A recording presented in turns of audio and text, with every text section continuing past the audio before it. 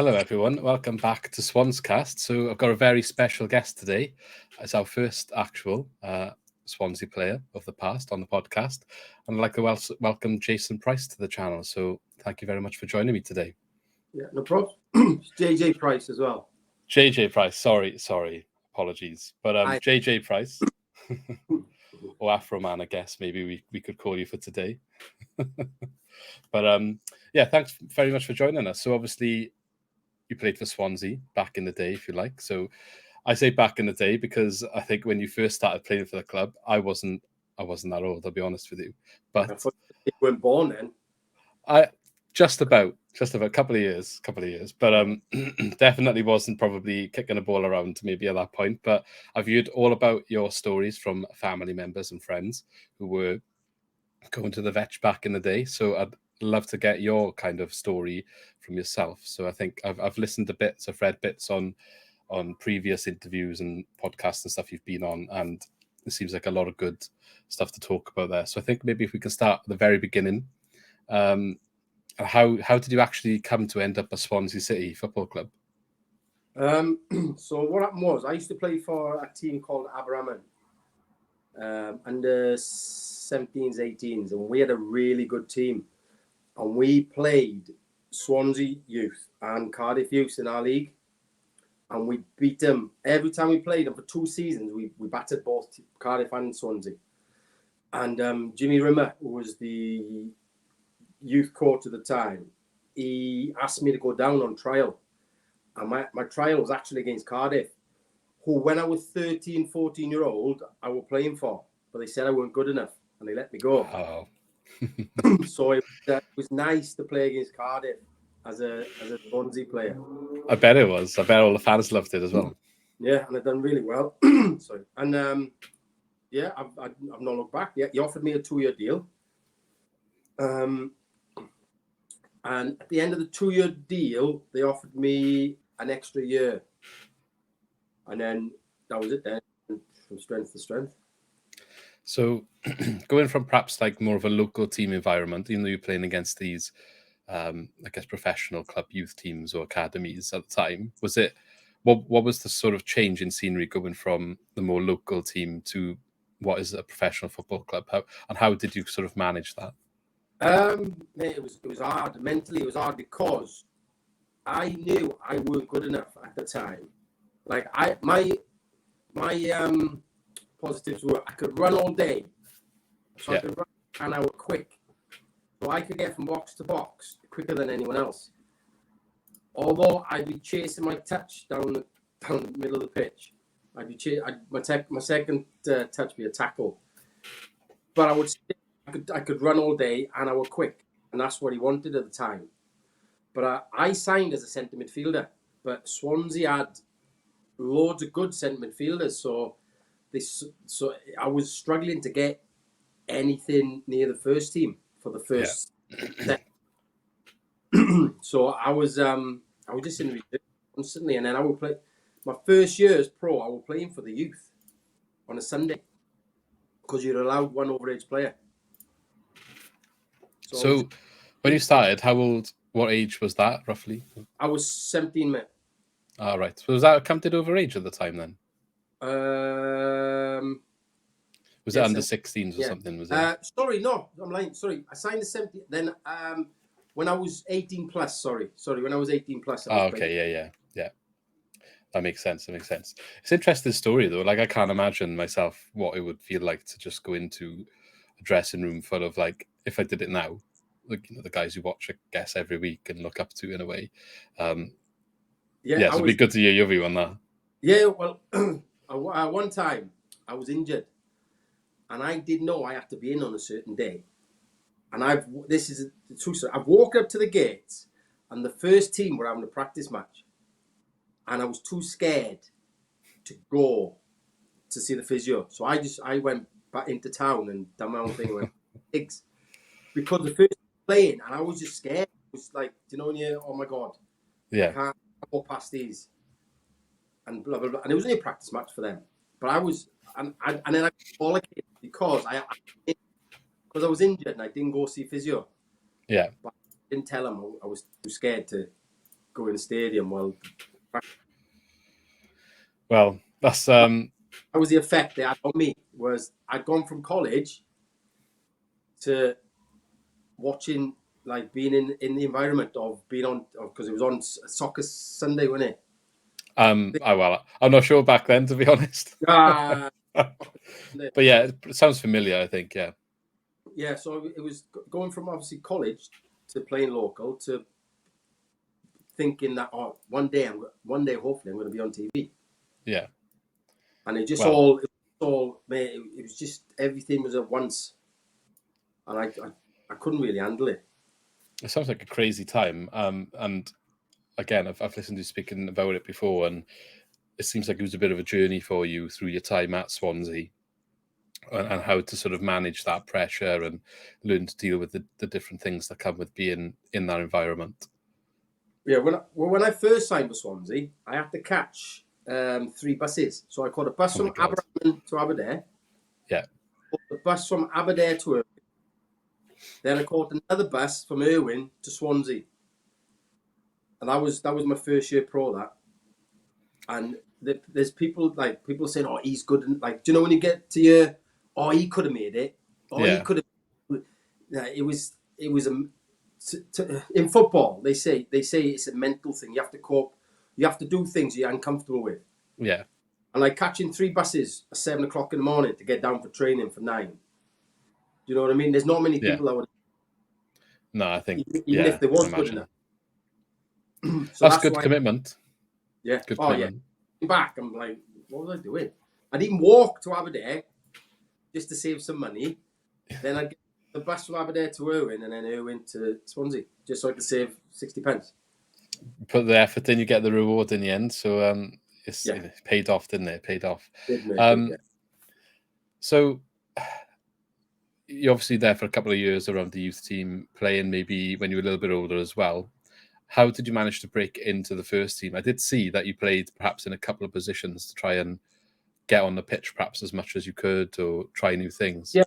Well, in football, you need a lot of luck in football. I don't care who you are. You do need a lot of luck. And my luck was, unfortunately, Steve Jones broke his leg in the playoff second leg. No pun intended. But he broke his leg, and then they needed a right back. So I think that season, end of my second season, I played against Doncaster. Funny enough, I come on as sub. That was the only game I played, I think. And I come on. I think I was up front. I think, was attacking midfielder. But then they were looking the season after. Then obviously Steve Jones broke his leg, and they were looking for a right back. But then they played 5 at the back, and they tested me as a wing back, and I was really good going forward, but I couldn't defend. So they stuck with me on the wing back kind of position. Yeah, there's a few of them about these days, I think. Really good going forward in the wing back role, but can't defend. Seems like quite a common thing. But did you feel a bit like uncomfortable then being asked to defend, or was it just a case of get on with it? If you had a gran who was alive, who was 8-year-old, and she run at me, I'd fall over in a heap, and she'd just run past or walk past me. I could not defend. As soon as the winger had the ball, even in my head, I knew he's getting past me. So it was. I guess that's half the problem, then, is it? Yeah, it was just a matter of how can I slow him down, kind of. Yeah. Whereas now, looking back, I should have got the right winger or the right midfielder to come and help me, but I weren't. If I were playing now, I would get the right winger to come and help me. But because it was my first, because I was young and naive, I was just thinking, it's just 1-on-1, yeah. Yeah. It's all part of the process, isn't it? So you had a good few years at Swansea in the end. So correct me if I'm wrong, because I got the stats off the good old internet. 130 appearances, 15 goals between 1995 and 2001. It was more than that, because they don't put the FA Cup in, do they? Or the Carling Cup. Right, yeah, okay. So even if that's league appearances, but that's a good amount in the end, and maybe a couple more goals that aren't accounted for in those stats. But have you got any standout moments, whether in the dressing room, on the pitch, or through your journey at Swansea then, and how it progressed, like under different managers and stuff like that? No, it was when I was first breaking through, it was a bit strange because we'd had like loads of managers in and out constantly. It was like a revolving door where we had 4 or 5 managers in a couple of months, I think, and it was just strange because I remember one time went to Fulham. I was on the bench at Fulham and I didn't get on. I think got pumped 7-0. And I can't remember who was manager, but on the way home, he was just telling players that they're sacked. They're not playing ever again. And I was just Was he the one that was sacked? Oh, yeah, he was one, yeah. And I was just sitting like lost sheep down the front, like, I can't go back because the bigger boys are up there. So I was just sitting down the front, like, oh my God. But yeah, and then I think we played Blackpool as well away. We got pumped 5, 6, 7-0 then. And it was just, everything was just up in the air. And I'm thinking, oh my God, what am I doing here? Kind of thing. Yeah. Although still, but it actually was a good experience where I was losing heavily and everything was, it was an eye opener where obviously the managers getting on to the boys when I was at a young age then, and they weren't getting on to me, they were getting on to the other players. So I was taking everything in. Yeah. You know kind what of I mean? learning from all the experience. Yeah. Taking it in. So it was, and obviously the changing rooms back in them days are a lot different to when I was finishing my career. Yeah. Because them days, it was like, because we had YTS. The YTS was cleaning dressing rooms, cleaning boots. Now they get manicures and pedicures now, don't they? YTS. Well, I don't know what they do now. I think they have a life of luxury. They're not shout to them or anything these days. It's like, like in the good old days, do you know what I mean? You were throwing boots, clean my boots. You know, it's great. Yeah. Well, I mean, I guess that keeps you down to earth and on your feet a little bit as well, though. Perhaps the better way to do it. Yeah, it was. It was all mingling, integrated. Whereas now you don't really see the youth team. When I was finishing my career, you hardly ever seen youth team. Yeah. Whereas old days, they were there. It's different. Yeah.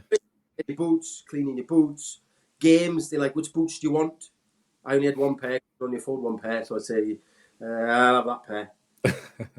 It's like the equivalent of being the tea person in the office, is it? Then you could say, yeah. Person that makes the teas.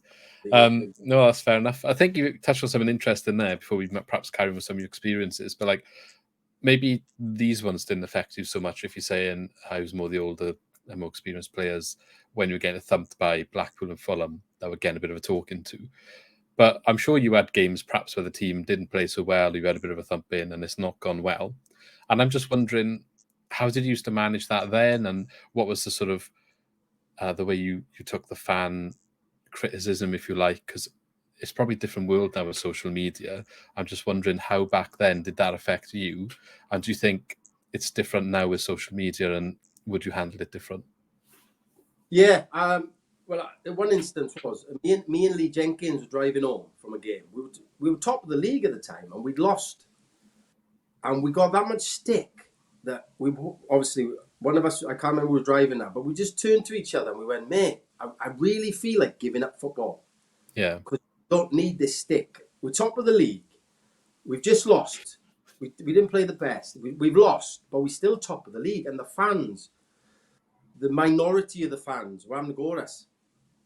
Do you know what I mean? And it was one of the where you think, well, and I was young as well. He was young as well. And we just, do we really need this in our lives?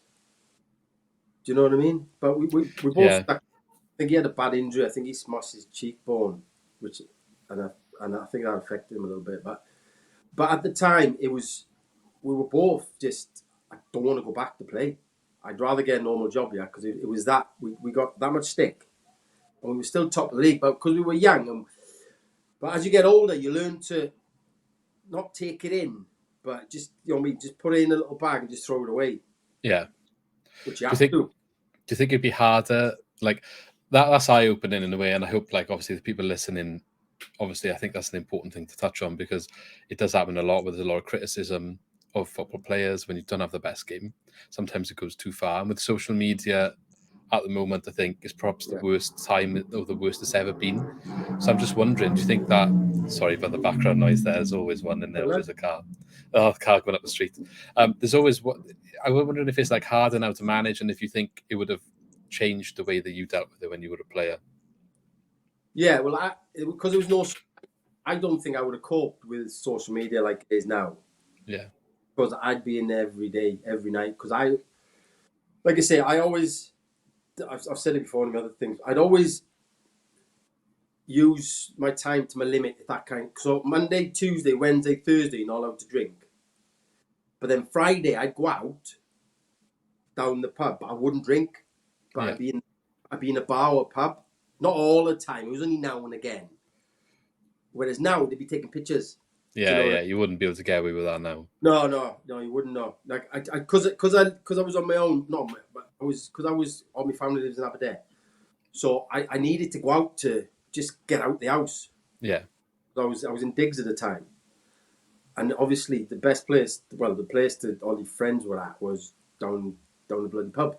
Yeah, but I wouldn't drink, and I'd leave early, but it's still a public house. Yeah. You know what I mean? So like people be snapping. Yeah, he's out a again. different world. I just do it.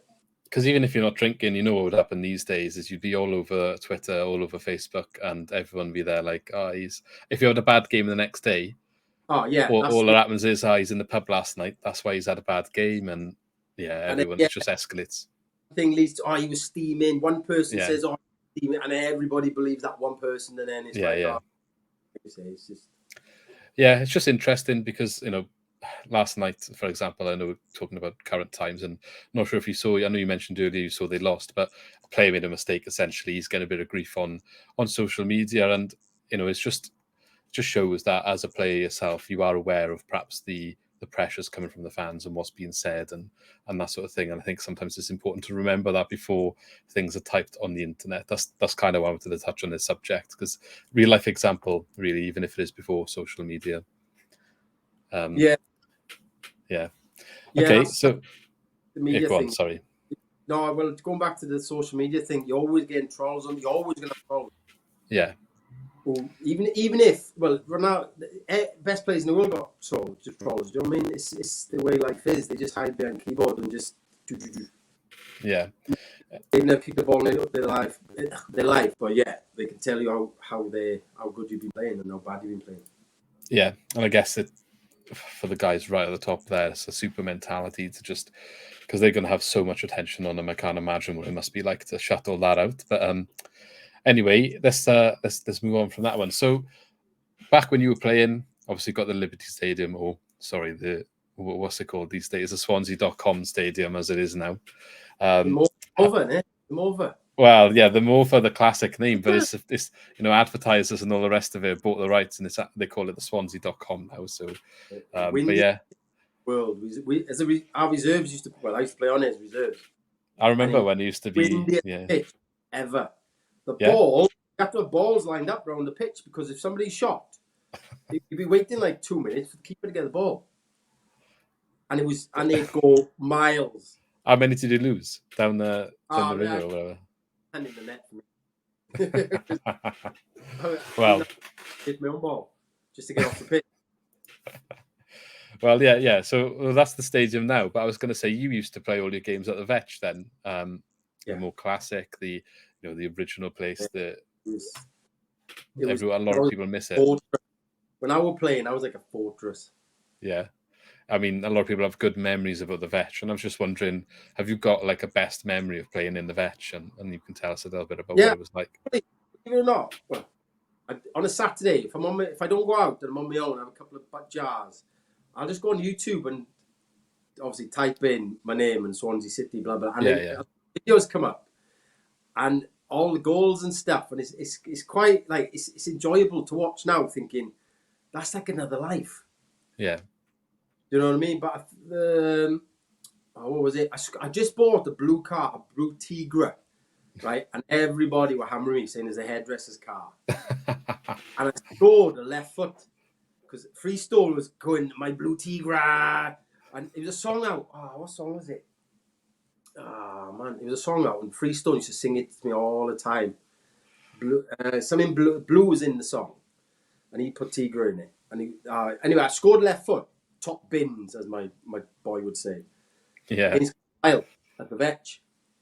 Against who? Sorry, against Carlisle at the Vetch. Oh, right, okay. And I've run off, as in driving my car.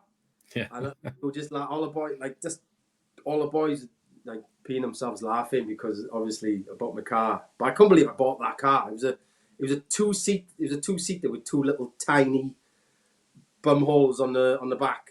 Bum pads on the back. But it was a Good great memories. car. Yeah. Good memories. I was going to say, like, YouTubing yourself, and I guess you're referring it to being in another life. Does it feel like your football career in itself, that section of your life is just completely different to the rest? Does it feel like sort of surreal, if you like? Yeah, well, the last 3 or 4 years, I've done loads of charity games, and when I'm walking out, it's like you get a little bit of recap. Yeah. And you do get goosebumps, even when you walk out now. Even when I walk out in front of 500 people, and they singing your football songs that I used to have, and it's like it's surreal. But then as soon as the game finishes, I'm back to I'm working tomorrow. Yeah, it's weird. You know what that I mean? is. In football, because I've played that long, and you get rough with the smooth. You learn to switch off quite easily. Yeah. If I've had a bad game, excuse me, if I play Saturday and I've had a bad game, by the Tuesday I've got to switch off completely, forget that game, and prepare for the Tuesday game. Otherwise, if it's lingering in the back of your mind, you're going to struggle. So I've learned to, over the years of playing, I've learned to switch off. Guess that comes back to the whole social media thing and how you deal with that sort of backlash sometimes as well. But yeah, it's like again, none of us who've never been there can ever imagine what it would have been like to be a footballer and have that sort of life. And I guess now you tell me about your current job now and stuff, but it must be to have that section of your life finished and you're doing your other job. Like it must be a crazy difference in what your world is and what it's like now. Yeah. I actually get recognised. A few houses I've been to around. I live Leeds Wakefield area. Yeah. And there's an actual my neighbour across the road. I'd only moved in for a week, and he ran over. He said, "Are you Jason Price?" Yeah. I had JJ Price on plumbing on my van. I'm like a big Leeds supporter, and he went down when I was at Doncaster. We beat Leeds in 2008, and he was like, "Oh, I remember you from the." And then now I do all his gas certificates. Well, it's a good way to get some good, get some clients. It's great, mate. I go into some houses and the guys are like, I know your face. I recognise you. Where do I recognise you from? Branding on probably TV. They were like, I said, I used to play football. That's the one. Da, da, da. Yeah, no, that's great. So before we move on from the Vetch as well, I was going to have my podcast partner come as well. He couldn't make it tonight, unfortunately, but he did ask me to ask you in regards to the Vetch specifically, what was it like being in the old style entrances, the old player entrance, and the changing rooms in the Vetch specifically? What were those areas like? Mate, it was great. It must have been intimidating for the opposition because the change rooms were small, because the home change rooms weren't that big, and the away was smaller than the home. And obviously, you had that little tiny tunnel where you couldn't go shoulder to shoulder. You had to go either or kind of thing. Yeah. Because obviously there's some big boys playing in them days. And you're walking out, and then obviously you walk to the North Bank. North Bank, innit? Yeah. Yeah, because the other teams have had South Bank, so yeah. So yeah, I remember the song. No, yeah. So you're running out. You got North Bank, and then obviously all your family are behind you. And when you turn around, because there's only a little stand, and then to the right, that weird stand behind the goals, which was it felt like it was leaning over the goals.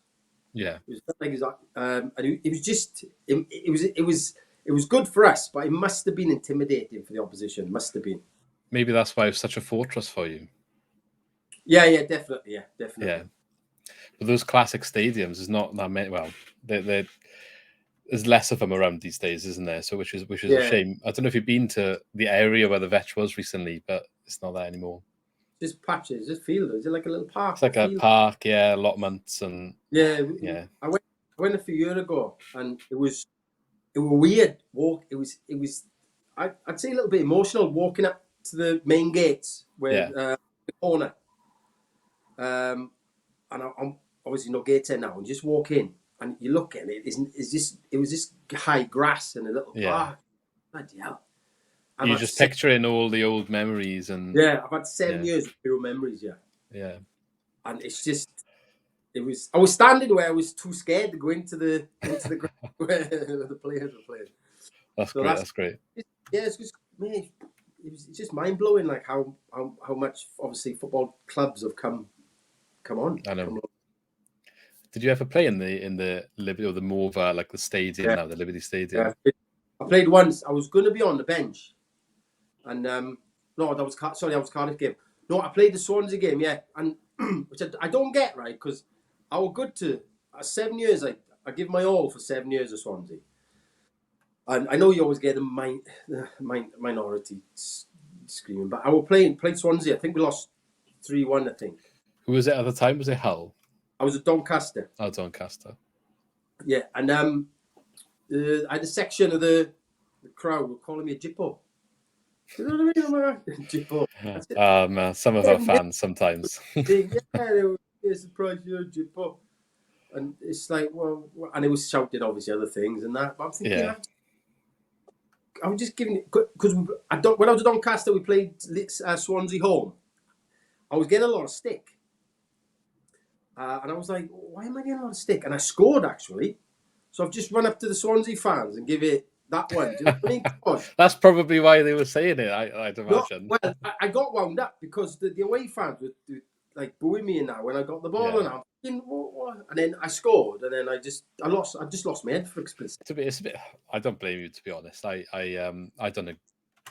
If you give your all, that's all you can ask for. So I don't see why you need to have a negative reception on return. I'd like to think they wouldn't do that now, but who knows? Some of the fans never understand some of the decisions. Like I say, it was my minority, wasn't it? Yeah. But you're still a bit like, well. But does that fire you up more then to score? Because you just want to like get one over them. Yeah, well, obviously I want to score against everybody I play against. Yeah. Unfortunately, it was against Swansea. And I just lost my head for a split second. I'm giving like, what? But then I think it's all adrenaline. Yeah. And I think I should have done that, but then bit of banter, it's fine. It's fine. There's one other moment that plays for Stoke. Don't know if you would have heard Sam Clucas. We had him in our last year in the Premier League and didn't go very well in his time here. Went to Stoke. A little bit of a not great relationship, which is different from your story here, but didn't get on too well with the fans, I think, afterwards as well. And that feeling is definitely mutual. And every time you play Stoke, he scored in a couple of the games, and he always gives it some all the time.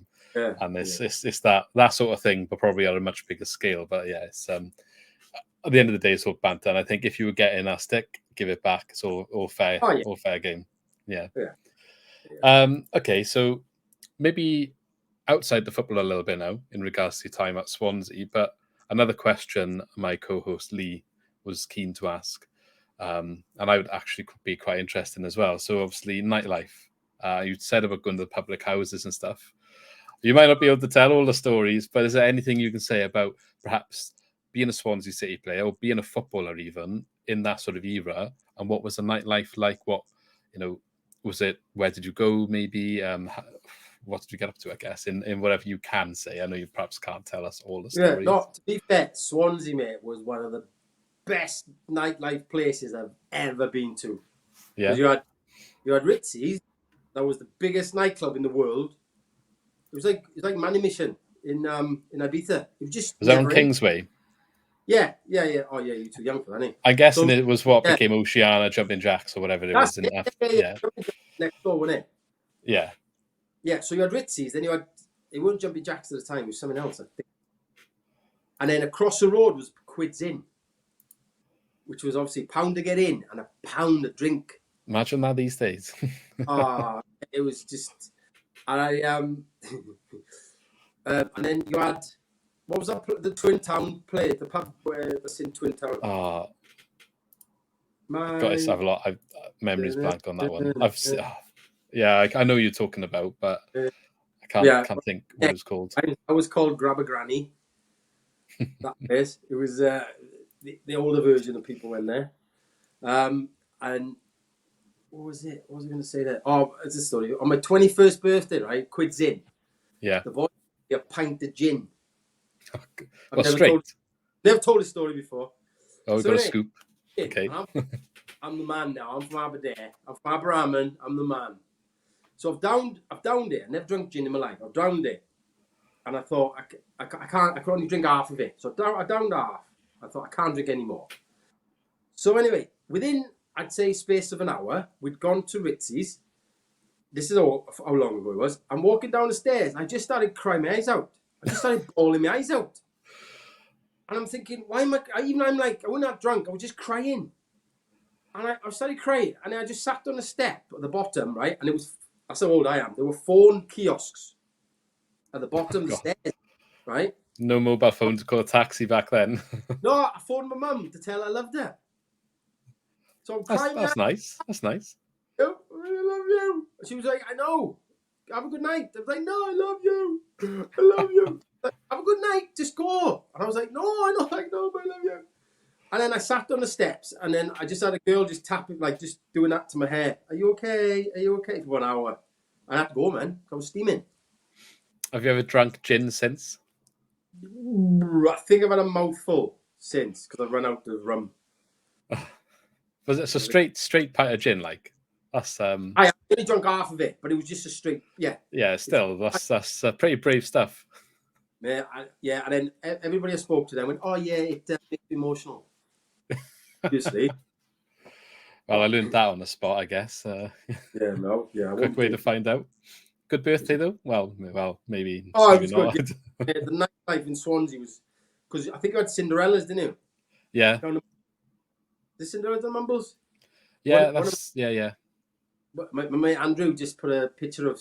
I think it's been knocked down now. It burnt down the other day. It burnt down. Yeah. Yeah. I think done a couple of pictures of it, and it's like I've been there a couple of times. That was good as well. Wine Street was all right. They weren't the best. That's what it is now. It's all Wine Street now.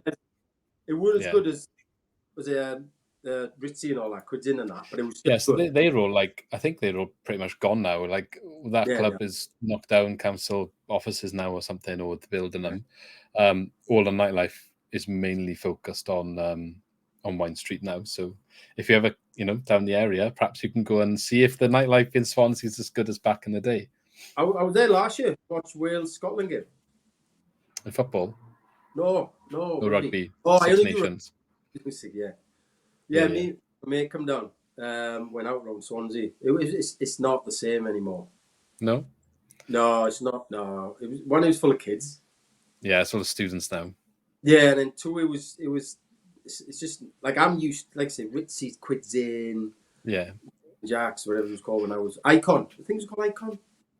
I feel like I've recognised the name, but again, before me, probably. Then Space was at this height as well.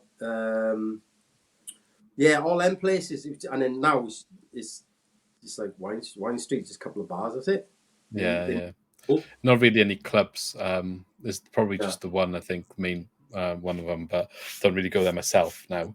But do you think maybe you're looking back though, like because you obviously were perhaps one of the kids back then, so it's just the nostalgia as well, perhaps of the good memories, and it's never the same when you get older, is it? When you're going out and stuff. As back then. I go out to. I didn't realise bank holiday night coming up. Yeah. Well, now that is, yeah. And straight away I've gone, I might do a brunch. That I'll be out to 3, I'll be home at 10. Yeah. When years ago, I'm out to 5 and I'm home for 5. Yeah. But now I'm happy to get home. Yeah. 11 o'clock. I'm getting there as well. I'm getting there now. We've recently had our first child, so it's all changed here now. I think it's he's a year old, so yeah, it's the times are changing and the priorities changed, don't they? So one secret: never give your missus an exact time. No, definitely not. I'm when I was, just out tonight. I'll be back not late. I'll be back tonight. Yeah, I have to Or change early the in the word in. morning. I'll remember that one. You ever Remember give that it one. time chopping them off? Won't be any more on the way then. Yeah, no, that's some good stories. So, yeah, I mean, what about being a footballer though in town? Like, do you get recognised? Do you get any special treatments? Or who did you go out with back then? It was me, Carl Monroe, who I'm still best mates with. Ryan Casey used to come out. Jamie Harris. And that was our little clique, really. Yeah. Yeah, I didn't really, because I was a bit younger than the other boys. And they didn't go out as much as us lot, because we were out literally all the time. They're bad influences on me. Because Alan Curtis would be on my case constantly. I think if it weren't for him, Alan Curtis. if it weren't for him being on my case, I think I might have swayed a little bit, like, the wrong way. So it's a good thing then. Helps. Yeah, good thing. Yeah, he'd come in like, Jay, man, what are you doing? Like, not in a nasty shouting way, but he'd just be having to go like a dad to you. Do you know what I mean? Yeah, What are you doing there? Somebody said they seen you there, and it's like, yeah, well, cut it out. This, that. If you want to be a footballer, this and that. And it's like, I think he kept me on the straight and narrow. Yeah. No, that's good. That's good. Was he like coaching then? What's that? Sorry. Was he sort of in a coaching role? Yeah, he was coached.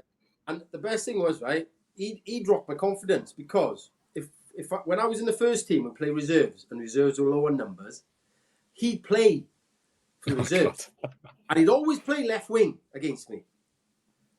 And I can't defend. So he'd always, and he must have been, 45 at least. I mean, and he was tearing me into the hole. I couldn't get near him. I could not get near. And I say, Al, you're dampening my confidence. Can you just play in your wing, please? You know He'd laugh at you. Oh, mate, he would just go in and out and in and out and in. And he'd score, bend one in top corner. I'm like, Al, seriously, can you just stop it now, please? That's great. I'm playing, bro, and you know I can't defend. Oh God. So, I mean, probably not to that level, but the most I've come close to anything like that is playing seven-a-side actually. And Lee Trundle used to play up seven-a-side sometimes after he'd finished playing football. This a couple of years ago, and yeah, just never at a level professional myself, nowhere near that. But playing against somebody who used to be, and you're always up for it then, and you're like, oh, he used to play for the Swans, oh, we can smash him today. We'll get his team. Absolutely not, never. Just runs rings around you, like puts it through your legs when you think they're closed. I nightmares every time. Yeah, well, I don't know if the story. Quick story. I played going back to the pro non-pro thing. Yeah, I played we had a charity game. I played against Merthyr Tydfil, but they played their first team, which they shouldn't have done, because it was a charity game. Because we had rugby players and my two brothers and my charity son. Game. Who were you playing for? Swansea, was it? Or? No. It was just local valleys team. Oh, okay. It was like best of the valleys, but we had rugby, like old 50-year-olds playing defence and that. We're playing Merthyr's first team. So anyway, going back to the thing, after the game, my brother Jared went, Jay, why do they always panic when you run to them? He said, because every time I run to them, they're either taking me on or they're passing around me. And I said to him, Ja, within 10 minutes, I worked out every player and what their strengths are and their weaknesses are and which way to run at them and not to run at them. And he was like, did you really do it? I said, yeah, that's just something you do as a pro. You have to work out. It's like a game of chess. You have to work out weaknesses of your team, of the team you're playing. And he just couldn't believe that I knew how to tackle them, because they would have a panic. If I run at them, they'd either pass it or they'd have a panic up, because they knew it was me, and I know which angle to run at, because I know what footed they are, what their strengths are, what their weaknesses is. But in his head, my brother just couldn't believe that it was like, that's part of the game. When you become a pro, that's part of the game. That is crazy though, because even like when I've played 5-a-side, 7-a-side, or I did used to play 11-a-side as a kid, like I'm not quick enough mentally to think of that when I'm playing football. I'm barely quick enough to control the ball and pass it. So it's good to hear like the different way you think of the game being at that level, to be honest. And what I guess it takes to be good, and you've got to go into the game, and I guess you probably don't get that long to work them out because you've got to start performing. Yeah. You gotta. It's like some players go on the pitch, lower level, and just play. Yeah. And they come off the pitch and it's like, oh, I played all right. It's like, nah. And if you ask them, what's the strengths of that player, they wouldn't know. The player you've played, what's his strengths or what's his weaknesses, they wouldn't know. And you're like, well, that's not good because you need to know all his strengths, all his weaknesses. So when you play up against him, you've got a head start. Yeah. Rather than playing at an even par, you want a head start. You want an extra 5%. So did they sort of coach you that when you were in Swansea? Like, is that where you learned there? No, not really. No, it was more the latter end of the thing where we'd have the vests on, training, heart rate monitor, and that. And you got to have your urine tested before training and that. So that was more literally the last 6 years of my career. It was only a couple of teams in it. Yeah, that's interesting. It's I guess it's really useful though. It makes your life easier on a football pitch, and you could probably end up playing a lot better as a result of analysing the situation, I guess. But yeah, it's insight that is. What about, okay, so in your time at Swansea, you mentioned some of the players you go out with, but in terms of in the dressing room on the pitch, I know you mentioned Roger Freestone earlier on.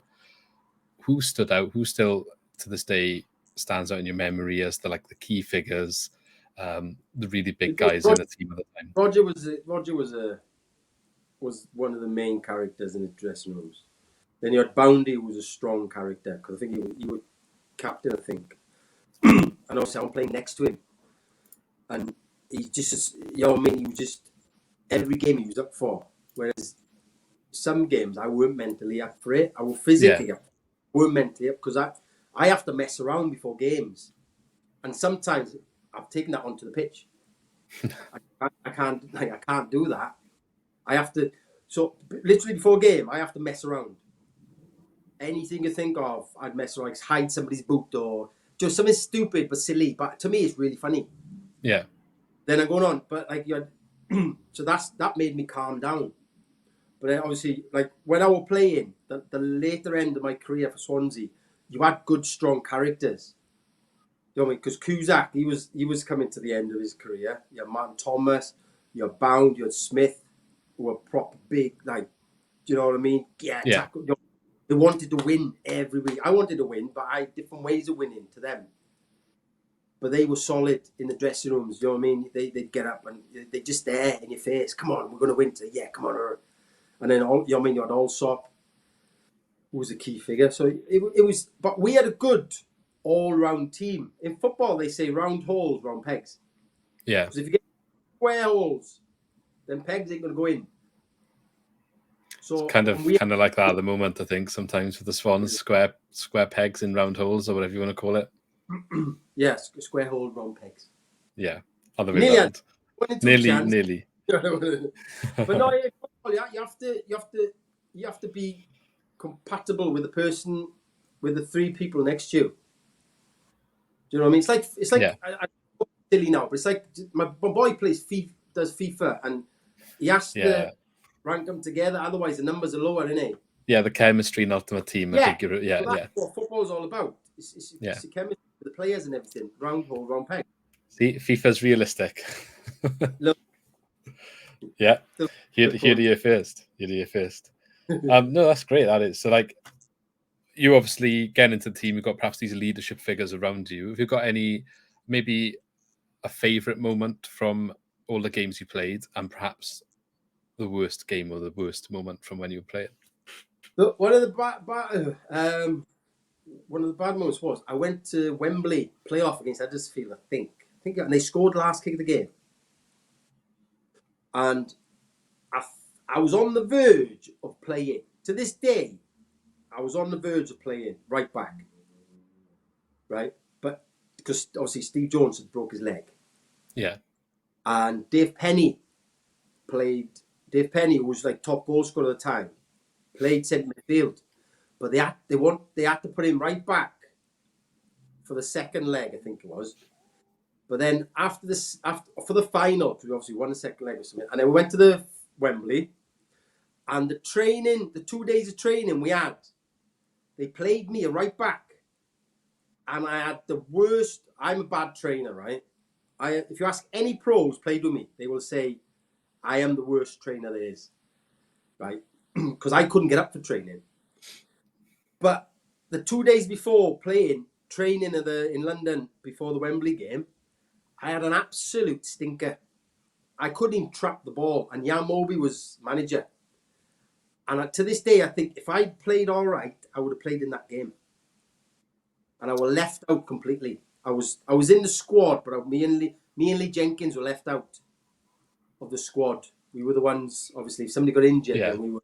That's what it was. But to this day, if I trained okay, I think I would have played right back. And we lost the last kick of the match. They scored a free kick. They scored. They celebrated. Kicked off. Blew up. Full time. That's heartbreak. Heartbreak. Yeah. And I thought I'd never have a chance to play at Wembley because obviously it was that. But then I did. We beat Leeds. Yeah. We beat Leeds. So was that the low point, and then is the Leeds game the high point? Or? Yeah. Well, the Leeds game, highest point. Yeah. Beating Leeds. Do you score in that game? No. I made the run for the goal. If you have a look, if you go on YouTube Saturday after, right, I made that run forward, took the guy, and then he's headed it behind me. Is that like, what's it like playing at Wembley? Is that your favourite ever football match then? Yeah, Wembley and Millennium. I played Millennium, but I snapped my Achilles after an hour. But Millennium, obviously my mum, my dad, all the family, it must have been half a stadium of Aberdeen. Yeah. You know the whole village, the whole town coming today.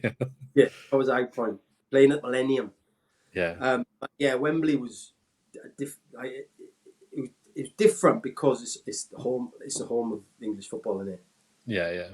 Obviously Millennium's, because football, when I was playing, Welsh football weren't really on the radar as it is now. Thanks to Bale, yeah. Yeah, them days it weren't really on the radar. So it was. So going back to the Wembley thing, mate, it just you couldn't hear yourself think. You can't. I was screaming at play it, like, do you know when you shout in instructions? Yeah. There's no point because it was that loud that it was no point. It was all just trying to work out in your head what they would want. Is it hard to perform then when you've got that noise and you can't communicate in the way you used to? You learn. You'll block it out. It's automatic block out. Yeah. Block it out. If you're good enough, you block it out. Which, if you're a pro, you will be good enough. You just block it out, mate. Yeah, that's good. I think it was 75,000 over there. I think it was 70,000 over there. A lot of people. Yeah, and obviously Leeds was a massive club. They still are a massive club, but they were down with us. Yeah. So they were all. I wouldn't say big time Charlies, but they were all chest out, walking around. I play for Leeds, kind of thing. Whereas when I was at Doncaster, Leeds were better individuals than us. But going back to the round pegs, we all knitted together. Whereas Leeds were all singles. Yeah. And it didn't work out for them. I think they were like that for quite a while, weren't they? Yeah, well, we beat them 1-0, and we should have beaten them about 3 or 4.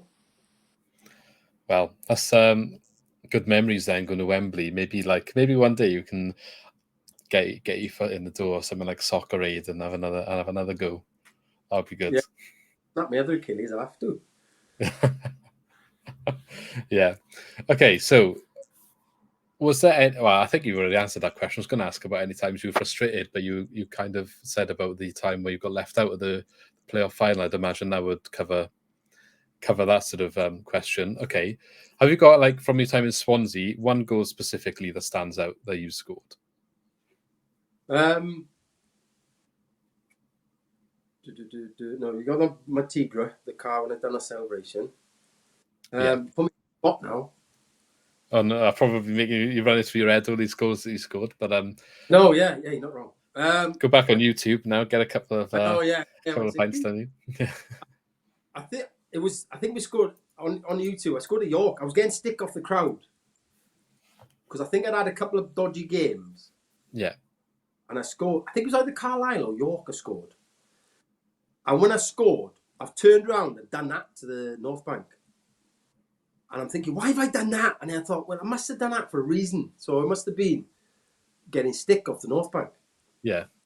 So that's why, so that goal sticks in my mind because of being a strong person to do that, knowing I'm playing the following week in front of the North Bank again. Do you know what I mean? Yeah. Because it could have gone either way. They could have started to boo me or got behind me, which they got behind me. That's good. So when it was something that, do you know what I mean, that kick up the backside. Do you think it's the adrenaline that sort of brings that action out?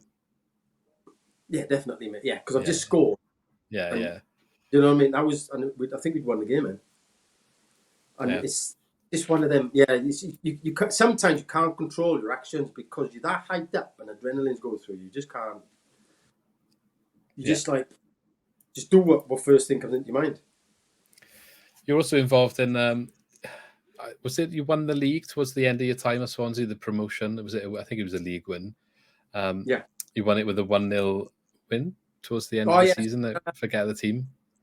What? When we got promoted? Yeah. No, sorry. Yeah, that one sticks in my mind as well. Sorry, mate. Yeah, that one sticks in my mind for good reasons and bad reasons. But yeah, Rotherham away. Yeah, that's the one. And what do we do? I got a penalty, as you do.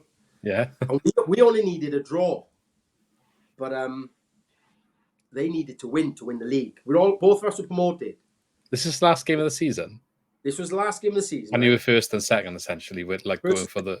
We were first, Rotherham second. Couldn't write the script any better, could you? No.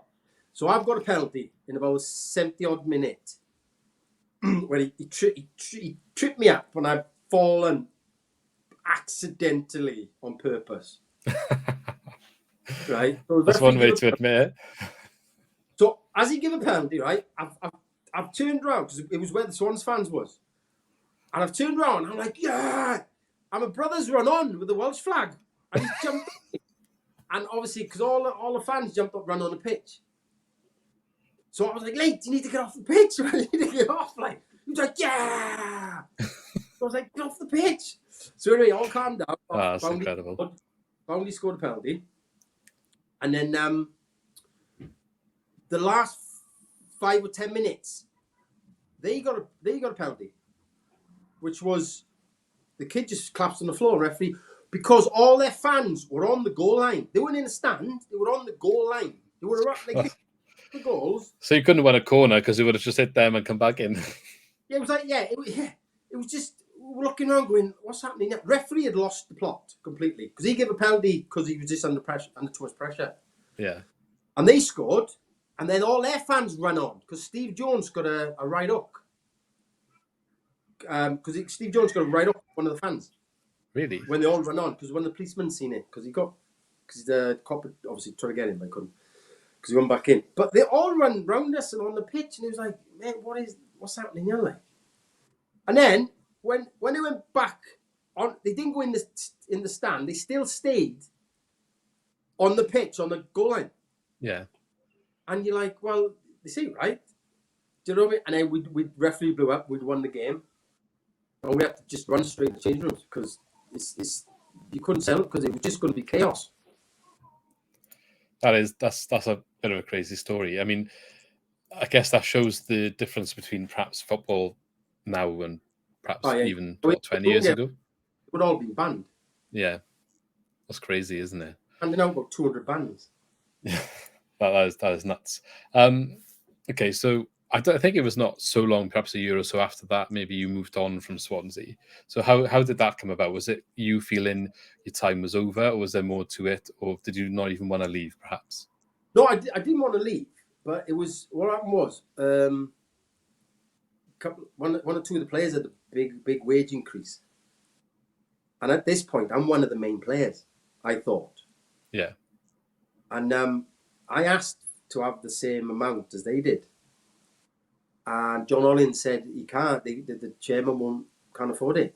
Well, I said, well, you've just given them that, and they offered me half of what the other boys were getting, which I felt was a bit of a kick in the teeth, because I didn't want any more. I just wanted the same. Yeah. Of what I felt I was worth, and he said the club can't afford it. And that season I left, the season after I left, the club went under, didn't it? So they barely stayed in the league, didn't they? I think Thomas last kick, one of the last games, and he scored against Hull. Yeah. I'm going to play that game. It was the season after. They were lucky to stay in the league, and they went under a little bit. They lost, the chairman left, and blah blah blah, and then it was chaos. But I'm glad. I was gutted I left, but I'm glad I left. If that makes sense. Yeah, he probably left before the really bad stuff happened, and it could have been different. Obviously, the lucky, and then I guess the good story started in a way up to a recent positive history, I guess, which it would have been perhaps from one perspective nice to ride up the leagues and stay there, but then at the same time you go on your own journeys and you kind of like make your own path through your football journey. So you went to Brentford, I believe. I went to Brentford. I was supposed to sign. I wasn't supposed to sign. Brentford come in to sign me up 2 seasons before I left, and Ron Nords would come in to sign me up. But then they offered me a 3-month. So I left Swansea. Yeah. I went to QPR on trial with about 100 trialists. I played centre half because everybody was up front. I was playing centre half with that small. I think I heard you talking on one of your podcasts. Was it Ian Holloway? Ian Holloway, yeah, me and Holloway, centre half. Yeah. we were just walking, playing centre half because everybody was just up front. And I'm like, this ain't good. Good for me. I played. Didn't fancy QPR then? Well, they didn't have no money at the time. So then they get 100 trialists in and they got no money. I know, mate. It was just chaos, mate. It was this kid, right? So I'm sitting there like a lost sheep. He's just sitting there, head down, because all these trialists from everywhere. Yeah. And this kid was doing tricks in front of me, and he was smashing the ball in the air and bringing it down on his neck and doing that. I'm thinking, oh my God, what have I come here for? And as soon as we went out to kick the ball, he couldn't kick it properly. His positioning was all over the place. And it was just, and I'm like, you think, because when you see all these people doing all these tricks, you think, well, playing football and doing tricks, it's a completely different ball game. Yeah. Literally. So yeah, I done that. And then they told me there's no money at the club. So I'm thinking, well, why you asked me for a trial? Unless they're just trying to fob me off. And then I went to Brentford. Ron Nords picked me up from Swan. Well, I had a Fiat Punto, and Ron Nords come and met me, took me to his mate's house, which was another mansion. I sat there like a lost sheep, literally just sat there like they were talking business. I was just sitting there twiddling my fingers for 2 hours. And then he said, follow me. So he had like a Merc convertible, like James Bond. And I had a red Fiat Punto that I'd bought from the auction. Follow him all the way from Swansea to his house in London. And he you couldn't go in the Merc then. What's that? You couldn't go in the Merc. Yeah, my car could have fitted in the back. My arm just fitted in the back. So I had to follow him all the way. All my clothes in the back of the car, literally full up. Like, I know why they were calling me Jippo now, Swansea fans. Perhaps your car choices, yeah. And only clothes in the back. I followed him, and then I went to his house, stayed with him for 3 months. 2 months, and I stayed with Dobson for a month. And then they were going to give me a 1.5-year contract, but he kept messing my wages up all the time. Like, I'd go and sign, and then who's the manager of Brentford? Oh, I wouldn't know back then. He's a really good manager as well. Oh man, apologies for that. That's all right. I'm sure we can look at what was it, 2001? Probably find that on the internet. Yeah. I'll have a quick Google now if you carry the story on. I'd go in to sign, and he'd say, "Oh, the chairman's changed his mind. He's going to give you 10 grand less." I was like, "What?" Steve Coppell. That's it, Steve Coppell. Yeah, good manager, mate. So then I'd say, "Well, I'm not signing then." And he was like, well, I'd see what he's in a bad mood, so let's try and get him in a good mood. So then I've been in the change rooms, and he go, he's in a good mood now. He's giving you money. And then the following day, I go back, and he'd go, he's in a bad mood again. So just need to sign it as soon as he's in a good mood to get a pen on paper. I'll forget this. I'll just leave, because I'd had a good 3 months at Brentford, a really good top league. I was playing right wing, and the funny thing was, the last game is that before I left, we played Reading away, and the chairman said that I'm not scoring enough goals to do to this, that, the other. And the Reading game, guess who scored the winner? Yourself. What? Right. What a way to sign out. Last 5 minutes of the game, I've scored a volley. Top bins, obviously. Yeah. And and then obviously when I went in to sign, then it was like, we'll give you this, yeah. And then the following week going to sign, it was like, no, he's in a bad mood. So that's when I left, and then my agent went, I got Tranmere wanting to sign you, or Oldham. So I thought, I played Oldham, and it's freezing cold, so I'll sign for Tranmere. That's a good way to choose your next club. How cold is it?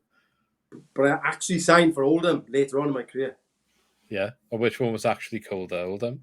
Yeah. Cool. What's that, sorry?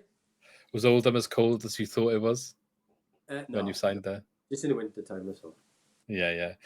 So when you went to Swansea to Brentford, was that a free transfer end of your contract? That was a free transfer because the Bosman only just come out. So yeah, that was a Bosman now. Well, I went to Bosman because I'm under 24 now, so yeah, it was a free.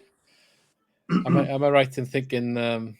Obviously, perhaps for a Swansea podcast, this might be a deal breaker, but you had a little bit of a chat with Cardiff at some point. I did. So I was walking, right?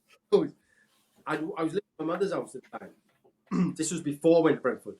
So I'm living with my mother back home. So straight from Swansea, then this would have been as well.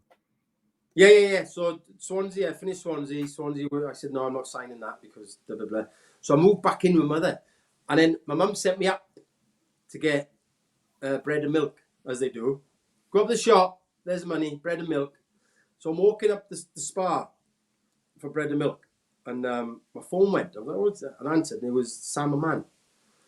He was asking me, he was saying, you're a good player, won in the team, won this, won that, out to you. I think you can give a stat. And then I went, I'm just going to keep my options open and see. And then before I could even finish my sentence, right, he's just gone, we're a massive club. We're better than Swansea. We're bigger with this, with that. And he put the phone down on me. I was like, I should have done that. Well, do you know what? Not that I would have signed. Yeah, well, I'm glad. The door's open. Yeah. You know it's a learning experience, but if you're going to choose a club to make the mistake, then you chose the right one. Yeah, well, I'm thinking he let me go. Was it 10 years ago? He let me go. 12 years ago. So, yeah. Well, he weren't good enough for them then, so, But as a Swansea fan myself, and I'm sure everyone listening is probably glad to hear that you didn't go to Cardiff, and, the story there is quite funny, I think, for our end anyway. But, I'm quite glad we're not sat here saying you went from Swansea to Cardiff, because you're saying they called you, a chipper when you went back. I'm sure it would have been far worse if that was the case. Yeah, definitely. Did you ever play against Cardiff for the Swans, or perhaps not during those times? Yeah, I played. You did? Cardiff and Ninian Park, which I always wanted to do, and we lost. And I didn't play that well because I weren't myself, because I was hyped up. Because all my best friends from school were in the away end. Yeah. The home end. Sorry, the home end giving me stick. That must be tough. Yeah, but I knew they were going. Yeah. All my school friends were going, and to this day they're still Cardiff fans, some of them, and I knew they were there, and I just couldn't relax like I normally do, and I didn't play that well. Do you know it's what a I shame. mean? Yeah, no, yeah, I know. Do you think if you had that game later on in your career, you would have perhaps had a better game then? Definitely. The things I can do in my head now, I wish I got the body for. Yeah. I done a five. My mate asked me to play five-a-side. I've not done anything for, I'd say, a year, if that. And I thought, easy pickings this, because I used to play five-a-side when I first finished. Mate, no word of a lie, I couldn't get... my touch was unbelievable. Completely opposite to when I first started being a professional footballer. But I couldn't move. I'd turn my that way and my legs would just stay still and go, nah, mate, we're not doing that. I was like, no, you need to, come on. And they wouldn't, mate. I couldn't move. I'd get the ball and I'd have to pass it because I could not run. I couldn't run, mate. And I got subbed because I think you play 6 minutes and you get subbed. Like, it's a rotation thing. Yeah, five-a-side. I walked off and my chest was burning. My legs were gone. Literally, it's like somebody put 2 stone on my back. I couldn't do anything. I was like, oh my God, this ain't good, this. But I'm thinking, I'm 28, 29 again. You're reliving your old career. 45, and I've got a body of a 45-year-old, probably 50-year-old. And I just couldn't, man. I thought to myself, I need to train. I need to start training next time I get into it, because I can't do that again. Yeah, it's tough, especially when you've been out for a while. It's surprising. Five-a-side as well is constant. So, yeah. I mean, I'm a bit younger, but I'm the same, to be honest. When I go, I struggle. But yeah, it's all fun. So you had several clubs after Swansea. We spoke about Brentford, Tranmere. Is there like a certain club after Swansea that stands out to you? Your favourite club for the best time? Hull and Doncaster, mate. They're the best times ever. Hull had good nightlife. Yeah, that's important. The best time ever. But Hull was just like a sleeping giant, where they gave him 20,000 every week, but they weren't going anywhere. And then Peter Taylor signed 7 of us, and we literally got promoted straight away. We won the league. I think we won the league. Or we come second. Sorry, Doncaster won the league. We come second, but we were on 25,000 every week at Hull, and we were near the top of the league, and they loved us as well. And then when you're going out on a night out, I was getting VIP treatment, because Hull is like end of the world, isn't it? It's like end of the earth, Hull. Yeah. Like miles from anywhere. Yeah. So I think Leeds is the nearest team, but they hate Leeds. So we were like just going, like just walking in nightclubs and getting vouchers for drinks and stuff, and it was great. It was great, man. It was class. And then obviously, and I'd won 2 promotions with Hull, and then obviously I'd left. Yeah. Then I signed for Doncaster, and then I won a promotion, and I won a Johnson's Paint. Nice. So in 5 seasons, I'd won 4 trophies. Do you have like the medals and stuff for that then still, or? Yeah. So in my mother's house, I've got a friend at Hull made me a cupboard thing to put all my medals in. So all my medals and everything are in there. Do you have collection of signed shirts and stuff like that as well, or not signed, but match worn? My brother Jared's got all my signed shirts, because I ain't got that many, because when I first was playing and we played Premier League teams, I wouldn't be asked to get a shirt. I was like, whatever. You know what I mean? But then I'm thinking, memories. Yeah. It was only from the age of about 25 that I started getting shirts. I'm thinking I should have done it a lot well before. What is your favourite shirt, or the one you prize the most? I got Gary Speed's shirt when he was at Bolton, just before he passed. That's an important one then. Yeah, because because obviously I was in the Welsh 21s. I never played for the first team. I was on the fringe. I thought I should have played, but anyway, the 21s would always mingle with the first team, and like Giggsy was there, Savage, Speed. Do you know what I mean? Yeah. So we played Bolton. When I was on Castle, we played Bolton. He was calling me by like, Pricey, how are you doing? You're right. And I was like, oh my God, he knows my name. You know, and that's even when I was 28. I was like, oh, he knows my name. Gary Speed knows my name. And I said, Gaz, can I have your shirt after the game, please, mate? Because my mother adores you. She absolutely, because my mum was a Leeds fan. It was. She adores you, mate. And he gave me the shirt afterwards. And then obviously the horrific thing happened to him. So that shirt is, I mean, that's one of the treasured shirts I have. You'd be keeping that one forever. Yeah, he was the nicest of guys, mate. He was, you know what I mean? Yeah. It was It's good. unbelievable. That's a good memory to have, though, and you got like a little sort of momentum from it as well to keep and always remember. I guess like that's he's a big name and important for Yeah. Wales as well, so it's a good memory. Am I right in saying when you were at Hull, that was the highest league perhaps that you were playing in at the time? Championship. So I got promoted with Hull to the Championship. I got promoted with Doncaster to the Championship, and I got promoted with Millwall to the Championship. Do you ever think we were close to getting to the Premier League or have opportunity?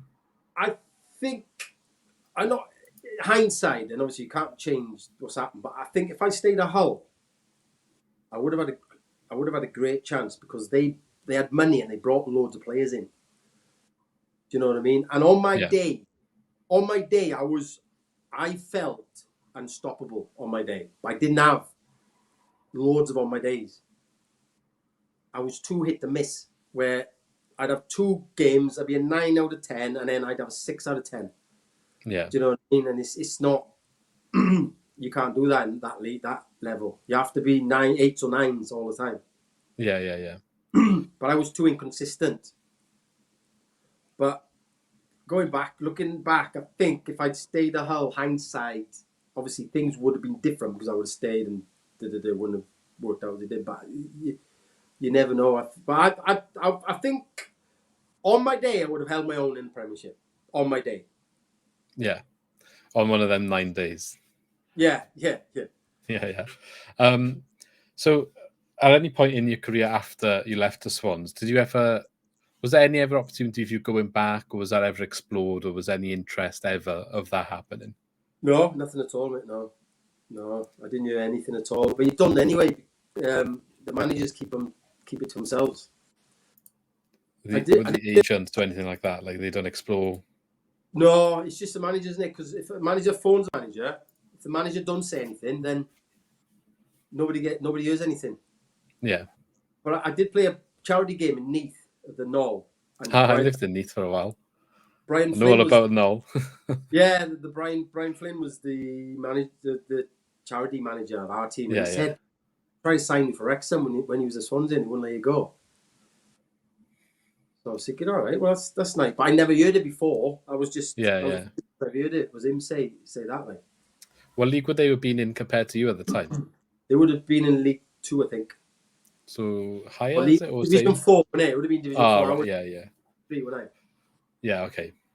I always get confused with the old divisions compared to the new ones. It's obviously changed, didn't it? But fair enough. That's good. So I think I've asked a lot about your past, but is there any other stories that you can tell us interesting before we perhaps briefly touch on a little bit of the current Swans side before calling it a day? Anything a little bit special?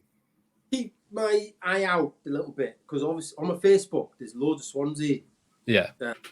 Facebook. So it's either they would dog this do this week, or most of the time it's moaning.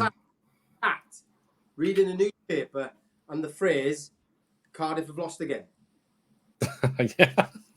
You know You've seen that meme quite a lot then, have you? I get that meme all the time.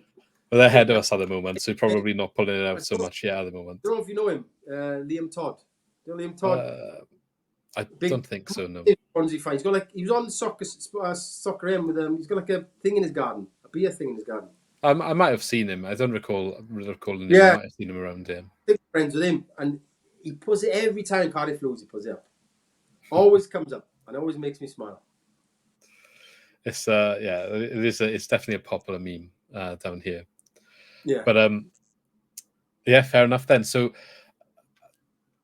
perhaps the era you were perhaps playing football. Do you think Swansea had quite a successful period? Perhaps I want to say 10 years, perhaps after you left. Perhaps it was the peak, getting to the Premier League. Did you watch any of that time when they were in the Premier League, or keep an eye out for results? Yeah, or anything? Did then in the Premier League. Yeah, did. Yeah, because you enjoy the football more. Yeah, and better when Cardiff.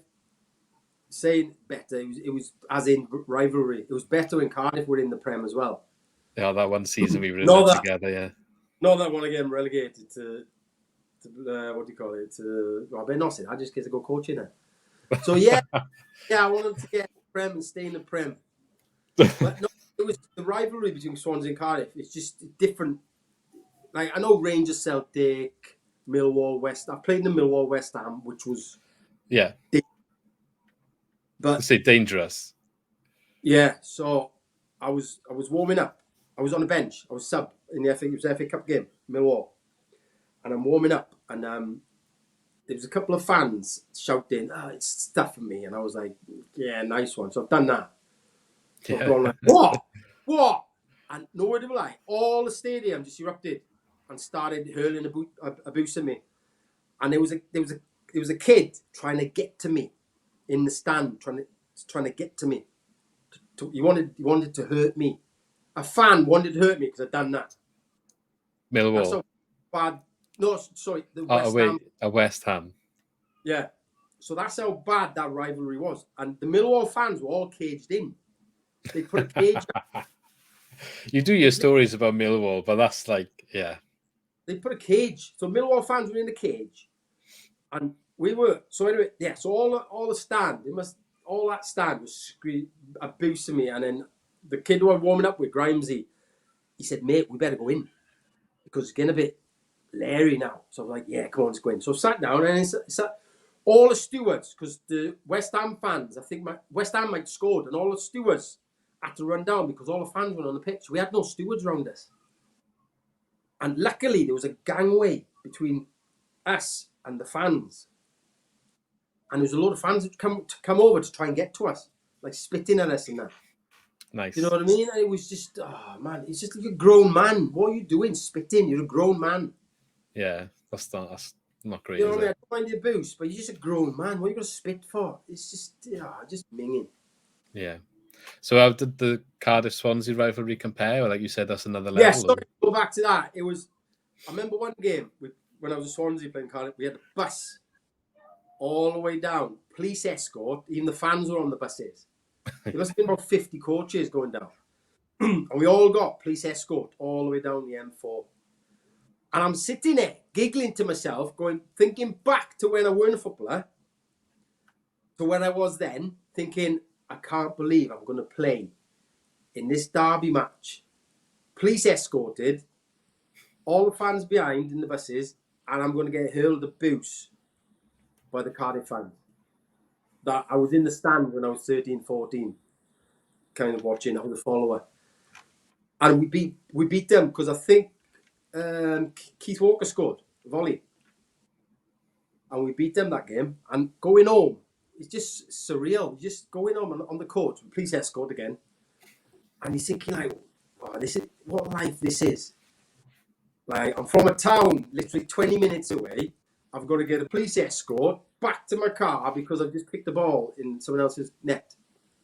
Otherwise, you won't get killed. So you think it's the worst rivalry you played in then, definitely? Yeah. Like I say, Millwall and the West Ham were bad. That was, but Cardiff Swansea, same. If you put a Cardiff fan and a Swansea fan in the same room, there's only one person coming out. I work with one, so we're still there both at the moment, but there's been a couple of touchy occasions in the last couple of years. But Swans have had the upper hand lately, so I'm quite comfortable in that room at the moment. He doesn't like to talk about football at the moment, funnily enough. But maybe it will change this year. Maybe I shouldn't eat my words, eh? But yeah, swings and roundabouts. But it's all fun and games. If I get a new legs, I'll order some off Wish. I'll get a new pair of legs off Wish. I'll be right to play then. I'll play with Swansea. They'd be good ones off Wish, wouldn't they? They definitely do a good job. Yeah. That way. Yeah. Maybe you'd be scoring perhaps in the wrong net. Like it's yeah. Well, yeah. If I got a new pair of legs, I'd do all right. So I'm just looking at again the Premier League time in Swansea. Any of the kind of like setup there, like perhaps the original team, maybe or any of the legends, perhaps the Swansea legends, if you like that. People talk about quite a lot. You know, you said Alan Curtis, you got Alan Tate, Gary Monk. Do you have any experience with any of them? Leon Britton, them sort of players? No, I didn't know. No, I left just before all them boys come in. Yeah, I literally left. Like I love Alan Curtis to bits. Man. He was like a family to me. Do you know what I mean? Where he would take the mick, he'd have a go, he'd put me under his wing. He ripped me in training, and he was just a really nice guy. I don't think anybody's got a bad word to say about him. But as for they signed just after me, and I've only played against them. Yeah. Any of them stand out as an opposition? Or? Well, Trun's for his trickery because he's standard. Were you defending? Were you defending when he was playing? No. I was striker. I was striker when at the time. So I was against Monk and Tate, I think it was. Yeah. Oh, Williams. Monk Ashley Williams. Yeah. Yeah. So I held my own. You know what I mean? Because they were Welsh international, weren't they? Yeah. You know what I mean? So I was holding my own against Welsh internationals. I didn't even get picked. Huh? Wow. That's a shame, that is. That's a shame. Back page scandal. Yeah. Bills online. It's a shame. It would have been nice to have at least got one, isn't it? I guess like that would have been highlight. But you said you got to the youth team, didn't you? So yeah. Got Yeah. Technically, I'm an international. Technically. Yeah. Well, I mean, you put the red jersey on. I did, mate. Yeah. Number 2. Yeah. Put the red jersey on. Number 2. We're right back, right? I still find it crazy how you've played like centre back, right wing, striker, centre midfield. Believe it or not, I did. When I was where we played Bournemouth, and the forward scored a load of goals on the bounce. Jermaine Defoe, yeah. Jermaine Defoe scored loads. We played Bournemouth at home, and John Hollins said to me, "I need to put centre half because he's that quick. Obviously, you're quick as well, so just man mark him." And I stopped him from scoring. Just kept goal side, like, is it? Yeah, I mean, I was so quick in them days. But he should have had it. It was a Stonewall penalty where he Cruyffed me and I just took him out. And the referee didn't get anything. Even I went penalty. You know, I shouted. Maybe that's why he didn't give it, because he was so honest. Yeah. But don't get that very often. Apart from that, he was in my pocket. Yeah. He was that small. He was in my pocket, man. Maybe you need to have more confidence with your defensive ability, eh? I know. I played centre half for 21s against Belarus and man the match. Wow. I was like Baresi, Maldini in one. And he still didn't pick you. That's crazy. He didn't pick me. No, didn't pick me. He said Mark Hugh said, "I'm thinking about picking you," and then an hour later he went, "Oh, I'm going to pick Llewellyn. Is he?" And I was like, "Well, do you know what I mean? I've just run the show. It's Belarus, like." But yeah, well, their loss. Definitely their loss. Yeah, right. So, I mean, Swansea, I know not necessarily, you don't keep up with watching them loads these days, but in the championship at the moment, I don't know how much you've seen, but do you think a prime Jason Price or JJ Price would get into the team right now under Russell Martin? Yeah. I mean, playing passing football, a little bit of. Oh man, yeah, that was my. Yeah. Because Doncaster, when I was Doncaster, Swansea were always marginal. We were known as the Arsenal of our league, but Swansea were always that little bit better because you had Leon Britton's, you had Truns. Who else was in the middle? Was this when you were playing against them? Yeah. Under like Roberto Martinez or something, was it? Yeah, that's it. Yeah. But they always they all made it was as soon as Doncaster met Swansea, it was like Arsenal versus the new Man City. Was it Prattley in the middle as well? Then perhaps that's it. Or Ferry Boda as well. He was running the show back then. Yeah, Boda, yeah, because he was a good player. Yeah. But yeah, it was like watching Arsenal versus Man City, the lower league. But I think that I would get in Swansea's team now in your prime. Yeah. I feel like you probably would as well. We actually really, really need like a right back. So maybe if you can get them, legs from Wish. No, right back, no chance. Right wing back. So right wing. We need someone that can take on a man. That's what we need. I can get behind. I couldn't take on 1-on-1. I can just. That's fine, as long as you can run past them. Oh, I mean, I'm going past them before they. Everyone else can pass the ball. You just need to get on the end of it.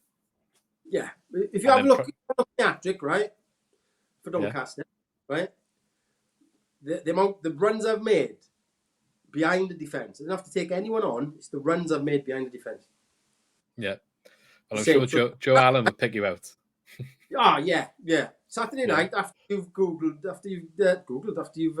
me. Yeah. Yeah, just put in Swansea, Jason Price, 3 goals. I'll have a look now. I'll have a look now after this. Hopefully, this this podcast will come up underneath that hat trick then as well, so everyone can hear you talking about it. Yeah. Well, do you know what? It's been an amazing chat. So unless there's anything else you want to tell us right now, I'll call it a day. Call it a day. Anytime podcast, anytime. I got stories. I got to sit in the fence with some stories because that's fine. I didn't want to push anything because they'll do charity games. And I don't want to write hook. If I stitch someone, I don't want to write hook off them when in the changing rooms. Oh, that's fair enough. Maybe, hopefully, we can perhaps get back coaching soon, and maybe there'll be some new stories from perhaps some of the players that you're working with, or whatever you can say. Anyway, that would be good to hear perhaps in the future. But yeah, again, thank you very much for joining me. As I'm sure everyone listening would really appreciate it if you can't get my words out. Really appreciative of you coming on and hearing some of the stories about your past time at Swansea and afterwards. And if you did enjoy, guys, don't forget to leave in the comments any of you perhaps favourite memories from watching JJ at the Vetch. Maybe I can get in touch with him and leave him some of the messages if you leave them down there. And as always, leave a like on the video as well to show if you did appreciate the chat, and subscribe as well. Thank you very much, JJ. I'm just going to end the video and we'll catch up again. Yeah, okay, buddy. I'll see you in a bit.